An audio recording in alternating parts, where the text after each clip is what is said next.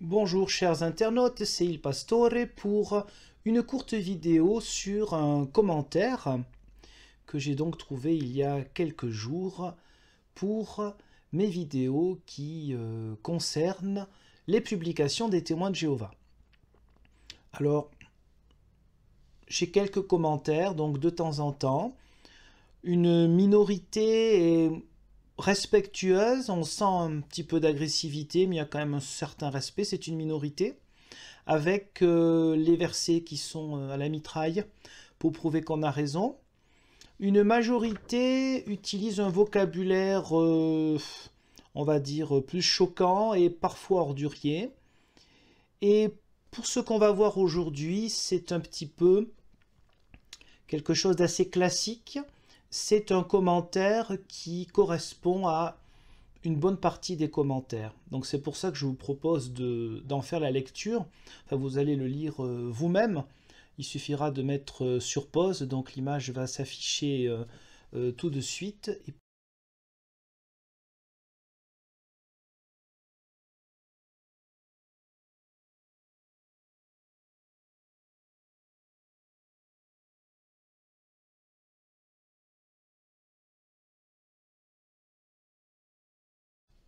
Donc, puisque vous venez de lire ce petit message, vous avez remarqué que j'ai enlevé le nom de la personne, nom ou pseudo qui peut-être d'ailleurs ne correspond pas véritablement au nom réel de la personne, mais ce n'est pas le problème. Le but n'est pas de casser du sucre sur des gens, mais de montrer une manière de faire, ce que visiblement ce commentateur n'a pas compris justement, ou peut-être ne veut pas comprendre. Donc ce commentaire se situe en dessous de la vidéo, ma vidéo numéro 52, donc une analyse de texte des témoins de Jéhovah, de leur publication, et nous allons voir s'il y a des essais de réponse, et si c'est le cas, comment en parler. Donc je vais prendre point par point. Bon, d'abord évidemment, comme je dirais 9 commentaires sur 10 de gens qui, apparemment, parce que c'est pas forcément sûr à 100%, mais comme 9 commentaires sur 10 des gens qui apparemment sont des témoins de Jéhovah, il y a d'abord le problème de la politesse de dire bonjour ou au revoir. Bon, c'est quelque chose qu'ils apparemment ne connaissent pas. Ils ne sont pas les seuls sur Internet, c'est pas une raison, mais enfin, ils sont loin d'être les seuls. Donc première phrase, les témoins n'ont pas inventé le mot Jéhovah. Donc je n'ai jamais prétendu dans aucune de mes vidéos que les témoins de Jéhovah avaient inventé cette transcription de Jéhovah. Cette transcription de Jéhovah, elle est tout à fait courante au XIXe siècle.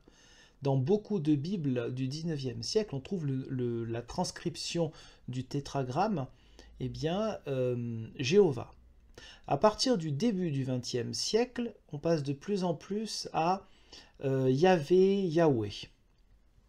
Donc jamais je n'ai prétendu cela, donc dire cela, c'est inventer, c'est être dans l'erreur, c'est inventer quelque chose, c'est inventer un homme de paille, c'est-à-dire un argument faux, un argument que je n'ai jamais prétendu être réel. Ensuite, on a quelque chose qui est récent, parce que chaque fois ils cherchent, non pas les témoins de Jéhovah, mais la Watchtower pour donner des arguments, ils cherchent des choses qui vont dans leur sens. Le chercheur israélien Jeremiah Gordon, bon on va pas parler des fautes d'orthographe et des oublis de majuscules, ou de majuscules là où il ne devrait pas en avoir, après tout, l'erreur est humaine. Donc le chercheur israélien Jeremiah Gordon a retrouvé un parchemin du Xe siècle le mentionnant. Donc c'est tout à fait juste, et d'ailleurs d'autres personnes m'en ont parlé, des personnes qui vraisemblablement ne sont pas du tout témoins de Jéhovah, mais qui m'ont évoqué cela, j'étais allé voir, effectivement, c'est tout à fait juste. Alors c'est tout à fait juste, mais la malhonnêteté, elle réside où? Parce qu'on pourrait dire après tout, il a raison, pourquoi tirer des poux dans la tête? Bon, non, pas du tout. La question, c'est d'utiliser les gens qui nous arrangent. C'est-à-dire qu'on a un argument, on oublie de voir tout le reste. Tout le reste, c'est-à-dire que ce n'est pas parce qu'on a trouvé cette transcription, d'ailleurs qui ne peut pas être Jéhovah, parce que le J en hébreu, ça n'existait pas vraiment, c'était Jéhovah ou Yehowa. Et personne chez les témoins de Jéhovah ne se font appeler témoins de Yehowa ou de Jéhovah. Donc ça veut bien dire que dans tous les cas, le nom est déjà biaisé. Ça ne marche pas comme ça. Hein, bon. Soit on reprend de l'hébreu, soit on reprend du français. On ne peut pas dire que c'est le véritable nom quand on l'a francisé, hein, c'est pas possible. Hein. Un nom, c'est le nom d'origine, comme Yeshua pour Jésus le Christ. Bon. Donc, ce chercheur, il est utilisé parce qu'il va dans le sens de leur propre pensée. Ça, ce n'est pas être totalement dans l'honnêteté intellectuelle. Quand on est dans l'honnêteté intellectuelle, on dit « Ah, voyez qu'il y a un chercheur qui dit un petit peu ce que nous disons. » Mais nous reconnaissons qu'il y a d'autres chercheurs qui ont d'autres idées différentes. Il y a d'autres exégètes, théologiens qui ne pensent pas comme nous. Nous sommes en désaccord parce que si, grand 1, grand 2, grand 3. Là, non. Il y a une personne qui va dans notre sens, cette personne a forcément raison. Elle a forcément raison parce qu'elle va dans notre sens. Pour ce qui est des autres, il n'existe pas. Là se situe bien sûr un problème d'honnêteté intellectuelle. Je ne me remets pas en cause, je reprends des éléments qui vont dans mon sens. Les éléments qui ne vont pas dans mon sens sont forcément faux. Ensuite, on a aussi quelque chose de très habituel. Je reprends donc le texte. À supposer que les dirigeants, avec des majuscules, témoins de Jéhovah, soient malhonnêtes. Ils n'égaleront jamais le Vatican en malhonnêteté, c'est sûr, spoliateur universel, en millions de morts non plus. Les T2J, témoins de Jéhovah, n'ont pas collaboré avec les nazis, eux. Donc là, on a un argument classique. C'est-à-dire qu'à partir du moment où on montre des réalités pas très jolies, par exemple la question de la pédophilie qui existe partout, mais qui existe aussi chez les témoins de Jéhovah, et en proportion avec le nombre des témoins de Jéhovah qui posent question, il faut quand même le dire, notamment chez les anciens, eh bien là, hop là, on ne répond pas. Voilà, on évite de faire son autocritique, on passe à autre chose et on veut montrer que vraiment il y a de la saleté ailleurs. Donc le Vatican, c'est un grand classique. Je ne vais pas faire un cours d'histoire. Pour ce qui est du nazisme, le fait d'avoir été persécuté ne veut pas dire que l'on a raison. D'abord, il y a plein de gens qui ont été persécutés sous le nazisme. Si on prenait cet argument pour dire qu'on a raison, qu'on est dans la vérité, dans ce cas-là, la logique, ce serait de se convertir au judaïsme. Parce qu'en nombre de victimes totalement innocentes par le régime national-socialiste, la première catégorie entre guillemets de personnes, ce sont les juifs évidemment. Il y a les opposants politiques qui étaient notamment aussi des deux églises, catholiques et protestantes, les opposants communistes, socialistes, quelques-uns de droite, etc. Tout. Les personnes qui étaient homosexuelles aussi. Toutes ces personnes-là et d'autres encore, les Slaves. Les Slaves étaient considérés comme des sous-races. Donc les gens qui ont été persécutés, qui ont été torturés, comme on sait, on sait ce qui s'est passé pendant la Deuxième Guerre mondiale, il y en a eu beaucoup. Et si l'argument c'est de dire, voilà, on a été persécuté, donc on se met en avant, d'abord c'est glauque d'utiliser la souffrance atroce de gens, et deuxièmement, si on part par là, eh bien, il faut se convertir au judaïsme parce qu'ils ont été les plus nombreux à être persécutés et à être massacrés, il n'y a pas d'autre mot, en priorité, disons. Voilà. Donc la première chose, c'est ça. Dans ce cas-là, convertis-toi au judaïsme, parce que là, côté persécution, il y a quand même du lourd.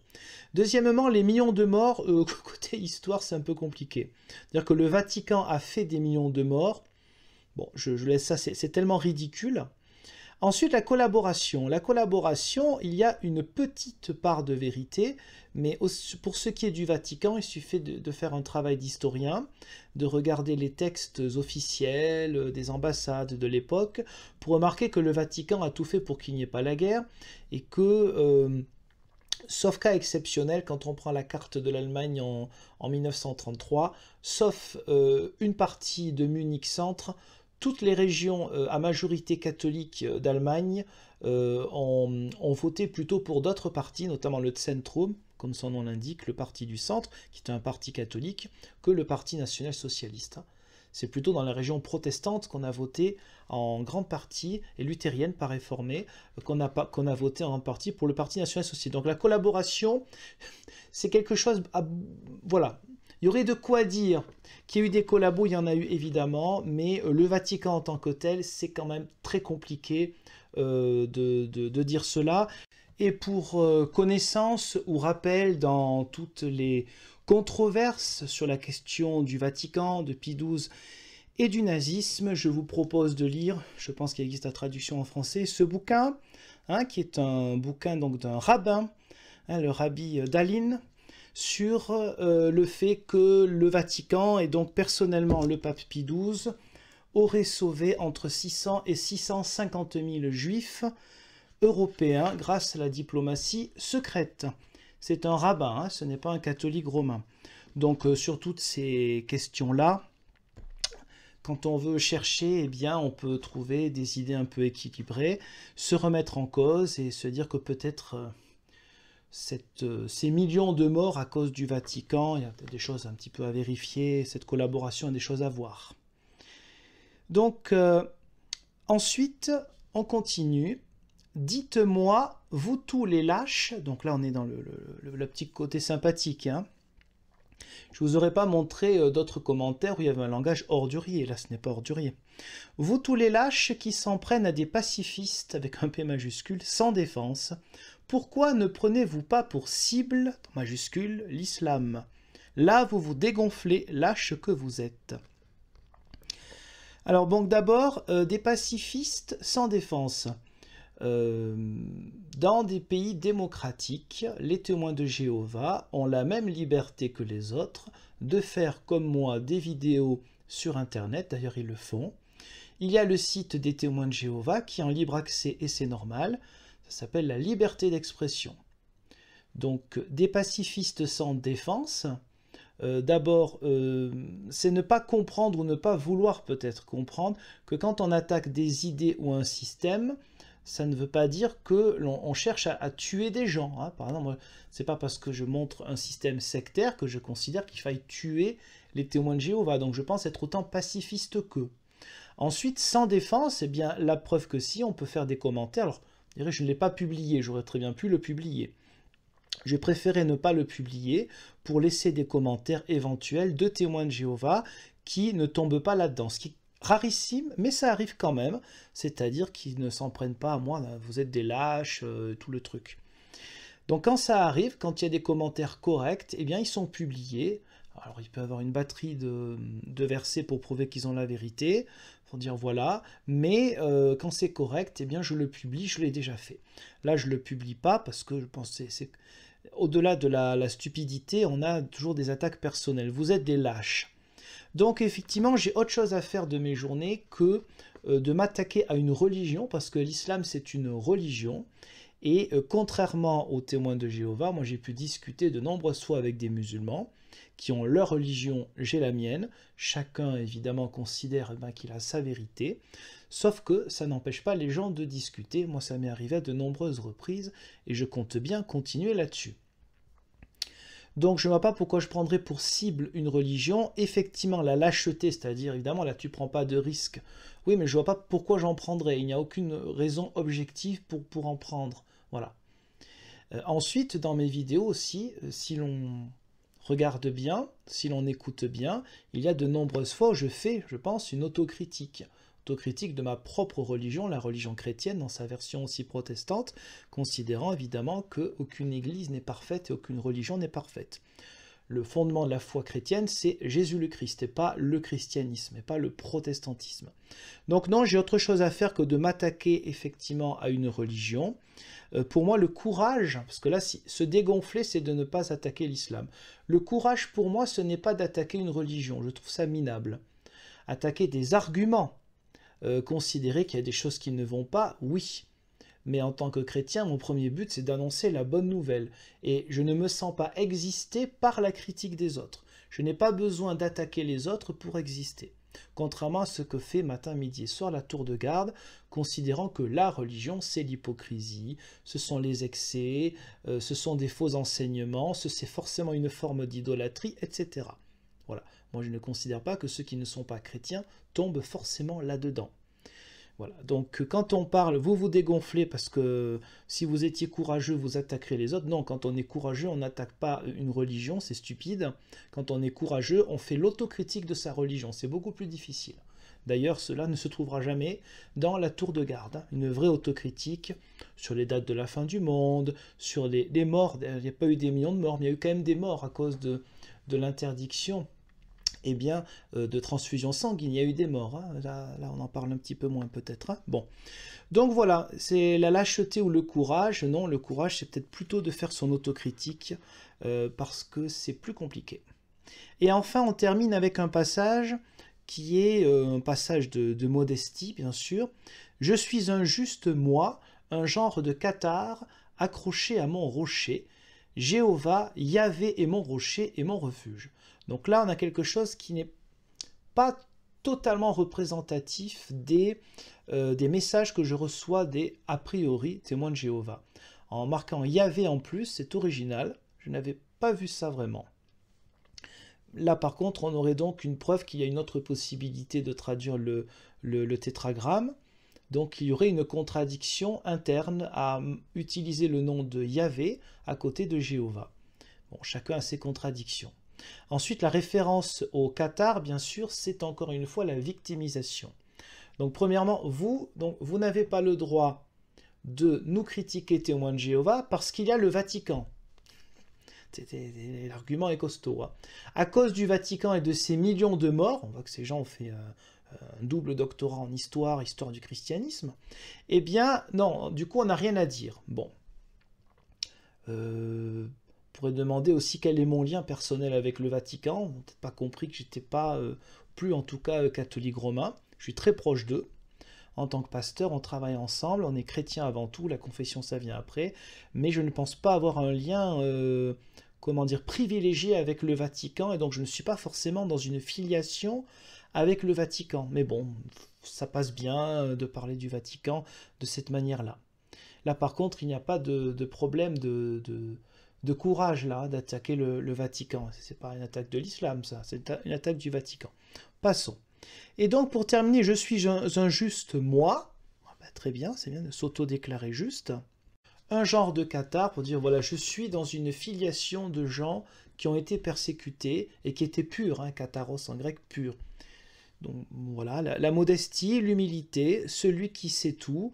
Et donc, parce que ce monsieur a tout compris, là, la vérité, il est véritablement juste, eh bien, cela interdit aux autres, forcément, de critiquer sa religion qui est pure. Voilà.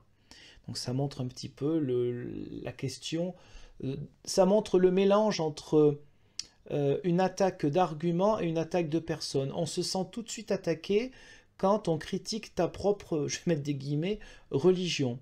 Alors que si on est au clair avec sa propre religion, si on se dit juste, eh bien on répond par des arguments. Il n'y a aucun argument utilisé par ce monsieur, eh bien, qui répond à ce que je dis dans la vidéo numéro 52. La seule chose, c'est de dire, voilà, vous nous présentez comme des pourris, mais il y a bien plus pourris, c'est le Vatican. Bon, ça n'enlève pas que s'il y a eu des actes de pédophilie chez les témoins de Jéhovah, ou des morts à cause de l'interdiction de transfusion sanguine, ça n'annule pas, enfin, le reste n'annule pas ça, hein. C'est pas parce qu'il y a des actes de pédophilie dans l'Église catholique romaine et ailleurs, parce que ça existe partout, qu'il n'y en a pas chez les témoins de Jéhovah. Quand il y a un jugement, hein, j'ai fait une vidéo où on parle un petit peu de l'Australie, hein, en France, en Irlande, aux États-Unis, quand il y a un jugement des anciens ou des pères de famille témoins de Jéhovah, et pas simplement jugement, mais donc condamnation de témoins de Jéhovah qui ont fait des actes de pédocriminalité, eh bien le juge ne va pas dire « Ah oui, mais il y en a d'autres qui sont catholiques qui ont fait ça, donc vous n'avez rien fait. » Hein, voilà. Ça marche pas comme ça, la justice. La justice, c'est dire, bah, il y en a d'autres, oui, mais la personne qui a souffert là à cause d'un témoin de Jéhovah, allez lui dire, mais tu sais, il y en a tellement, ils sont tellement nombreux chez les catholiques, du coup, on t'a rien fait à toi. Ben si, hein, ça change rien du tout. Donc voilà, utiliser des arguments du genre le Vatican, les guerres, les bidules, ce qui est une vision de l'histoire très particulière, comme si on n'avait pas le droit de parler de soi et de se remettre en question. En fait, c'est un grand classique, hein, de malhonnêteté, de refus de regarder la réalité, enfin, pas la réalité, une partie de la réalité en face. Voilà, donc c'était quelques petits mots sur ce commentaire. Et donc, pour reprendre, ce commentaire, il est représentatif, sauf sur un terrain, qui est le terrain donc, de ce que j'appelle les versets en mitraille, c'est-à-dire faire toute une liste de versets pour prouver qu'on a raison, versets qu'on n'a jamais trouvés par soi-même par une lecture personnelle, mais qui est simplement le rabâchage, la robotisation, eh bien, de ce qui est écrit dans les publications de la Watchtower. Je vous remercie pour le visionnage de cette courte vidéo et je vous dis, Dieu voulant, à une prochaine. Au revoir.